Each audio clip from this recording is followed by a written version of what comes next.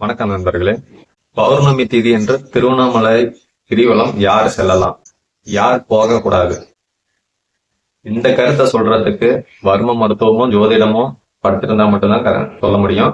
இந்த வர்ம மருத்துவத்துல பாத்தீங்கன்னா ஒவ்வொரு திதி அன்னைக்கும் அந்த திதி இருக்கிற இடத்துல அமிர்தமும், அந்த திதிக்கு நேர் எதிரான திதியில விஷமும் கலந்துருக்குது.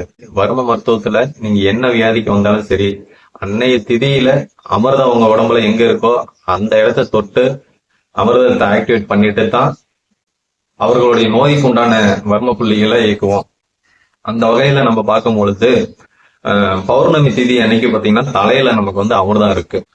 அதுக்கு நேர் ஆப்போசிட்டா நம்மளுடைய பாதத்துல விஷகாலம் ஓடுது. எப்பவுமே இந்த விஷகாலத்தை நம்ம அதிகமா ஆக்டிவேட் பண்ணக்கூடாது. இப்ப பௌர்ணமி திதி அன்னைக்கு அந்த தலையில உள்ள அமிர்தத்தை எப்படி நம்ம ஆக்டிவேட் பண்ணலாம் அப்படின்னா, 1 மணி நேரம் 2 மணி நேரம் நம்ம அந்த தியானத்துல உட்காரும் பொழுது நம்ம தலையில் உள்ள அந்த அமிர்தம் பாத்தீங்கன்னா ஆக்டிவேட் ஆகும்.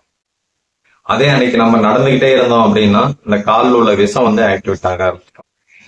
நம்ம தலைப்பகுதியை குறிக்கக்கூடிய கிரகம் பாத்தீங்கன்னா கேது. அதே நம்ம பாதத்தை குறிக்கக்கூடிய கிரகம் பாத்தீங்கன்னா சனி. அப்ப இந்த சனியும் கேதுவும் ஆக்டிவேட் ஆகும்போது சன்னியாசி யோகம் அப்படின்னு சொல்லுவாங்க. பௌர்ணமிக்கு கிரிவலம் யாரு போலாம்? இறைவர்கள் தேடி செல்பவர்கள் பௌர்ணமி கிரிவலம் போலாம். ஏன்னா அந்த கேதுவும் தனியா அப்ப ஆக்டிவேட் ஆகுறதுனால அருள் தேடி போறவங்க போலாம். பொருள் வேண்டி போறவங்க அன்னைக்கு போகக்கூடாது. இப்ப தொழில் பண்ற நபர் ஒருத்தர் எனக்கு தொழில சக்சஸ் ஆகணும் அப்படின்ட்டு நம்ம அன்னைக்கு போகக்கூடாது. ஒரு தொழில் துறையில இருக்கிறவங்க அந்த பௌர்ணமி கிரிவலம் போனாங்க அப்படின்னா அந்த காலில் உள்ள விஷகாலம் ஆக்டிவேட் ஆகும். அப்ப சனி தான் தொழிலுக்கு காரகன். அப்ப சனி அந்த இடத்துல விஷகாலம் ஆரம்பிக்கும் போது தொழில் மேல விரக்தி ஏற்படும்.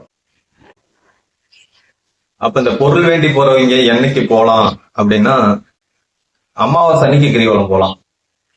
அப்ப அமாவாசை அன்னைக்கு கிரிவலம் போனீங்கன்னா உங்களுடைய பாதத்துல பாத்தீங்கன்னா அமிர்த காலம் இருக்குது. அப்ப தலையில விஷகாலம் இருக்குது. அன்னைக்கு போய் நம்ம கிரிவலம் போனோம்னு வச்சுக்கோங்களேன், காலில் உள்ள அமிர்தம் ஆக்டிவேட் ஆகும்.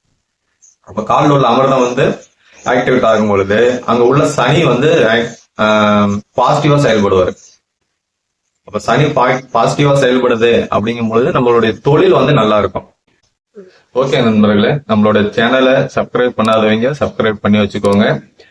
ஏன்னா பின்னாடி பாத்தீங்கன்னா ஒவ்வொரு திதியிலையும் அமிர்தம் எங்க இருக்குது, விஷம் எங்க இருக்குது அப்படின்ற விஷயத்த பத்தி நான் பின்னாடி உங்களுக்கு சொல்றேன். ஏன்னா இதை தெரிஞ்சு வச்சுக்கிட்டீங்க அப்படின்னா, இப்ப இன்னைக்கு இதயத்துல பாத்தீங்கன்னா விஷகாலம் இருக்கு.